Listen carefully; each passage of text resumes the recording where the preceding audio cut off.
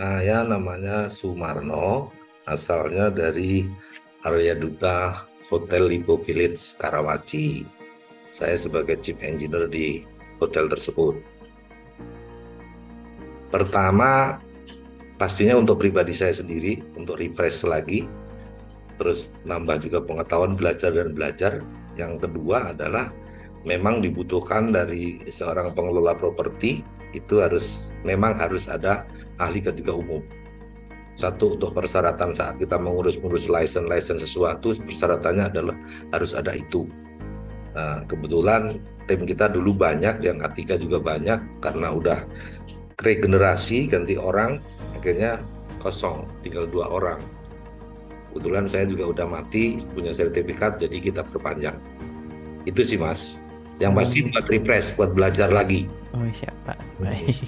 Yang paling utama adalah kita sebagai praktisi pengelola gedung yang berkaitan dengan risiko, pastinya pribadi harus mengetahui itu. Kedua, untuk tim juga. Yang ketiga, kita kan punya partner tripartit yang akan bekerja sama kita. Kalau kita nggak menguasai ilmu itu, bagaimana kita mau memberikan safety briefing, memberikan peneguran, penolakan, sedangkan kita sendiri nggak punya dasar ilmunya. Sedangkan di situ berhadapan dengan risiko pekerjaan. Itu yang paling utama kalau di dunia kerja. Kita pastinya harus punya, harus tahu gitu ya.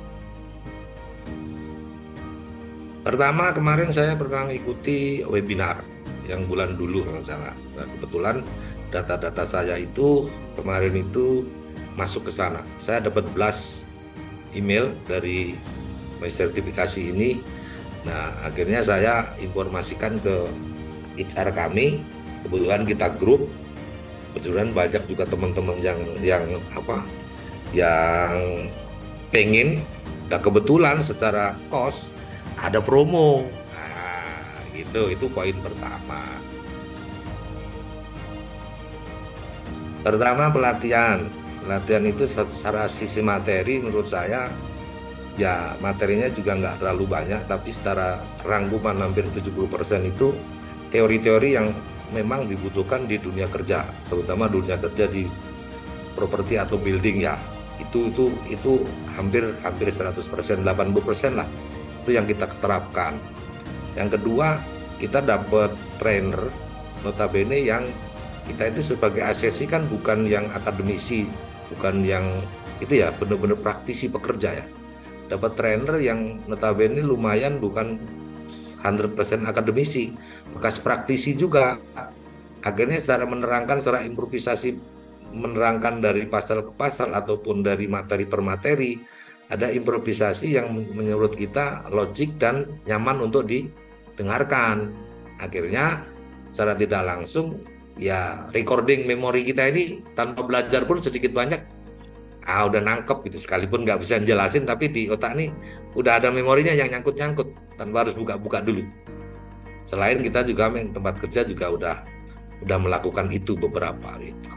Yang pasti sih trainernya ini kalau bisa jangan 100% dari akademisi yang notabene cuma menerangkan secara textbook, tapi juga harus ada improvisasi. Contoh menerangkan case ini udah menerangkan, karena praktisi pasti punya pengalaman.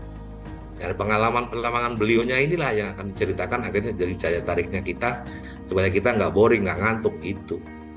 Itu sih menurut saya bagus sih Pak Jaya. Pak Jaya oke lah. Oke, dalam artian tuh nggak bikin kita boring ya. Ini personality ya, nggak mewakili teman-teman ya, secara pribadi ya. Ya, Pak. Nah, Mas Ajinya orangnya oke, artinya gini, oke-nya begini. ACC ini kan jarak jauh ya, ada hal-hal yang belum kita ketahui, kita pancing klik di grup, Mas Aji langsung respon, ya kan? Ya, Mas Pak. Aji langsung mengingatkan kita, karena waktunya kan mepet, sekali kita terlambat, otomatis ya bukan keganggu ya, ke sama kerjaan kan. Hmm. Mas Aji selalu remind, Mas Aji selalu mengingatkan, itu sangat-sangat bermanfaat, berharga banget buat kita, reminder ke kita, karena apa? Kita ini bukan orang yang nggak ada aktivitas, dari pagi sampai sore full. Kadang-kadang nyambung ke training itu kan, selesai training udah blank, capek tuh, Ya, besok pagi udah nggak bisa mikir apa-apa. Paling remindernya saya buka grup pelatihan, oh ada informasi nih dari Mas Haji nih, Nah, kita nggak tahu, punya bales lagi, Mas ini gimana nih, ini gimana nih. Ah, gitu loh. Itu sih. Ya, Oh, pokoknya. baik, siap. Nah, saya terima kasih sama Mas Haji telah di apa ya, bukan dibimbing dalam artian selalu diingatkan gitu. Baik. Ini dari kacamata seperti saya ini kan orang building ya. Building itu pertama induknya adalah ketiga umum. Saya nggak bicara lari keluar dulu ya. Keluar itu artinya kita harus nyari asesor kayak apa, enggak. Induknya di K3 ini di building harus punya K3 umum. Setelah udah K3 umum pasti ada sectionnya. Nah, contoh misalnya K3 listrik. Itu sampai level-level ke bawah itu harus ada nanti 3 K3 operator genset misalnya. Itu dari section induk teknis itu harus punya di building, itu diharuskan harus punya. Karena apa? Itu adalah suatu alat kelengkap, dokumen kelengkapan saat kita mengurus license, contoh SLO, sertifikasi layak operation misalnya. Terus contoh dari Disnaker itu misalnya sertifikasi untuk electricity, instalasi. Nah, itu persyaratannya harus punya K3 listrik, teknisinya atau stafnya harus punya di dalam satu gedung, harus punya itu.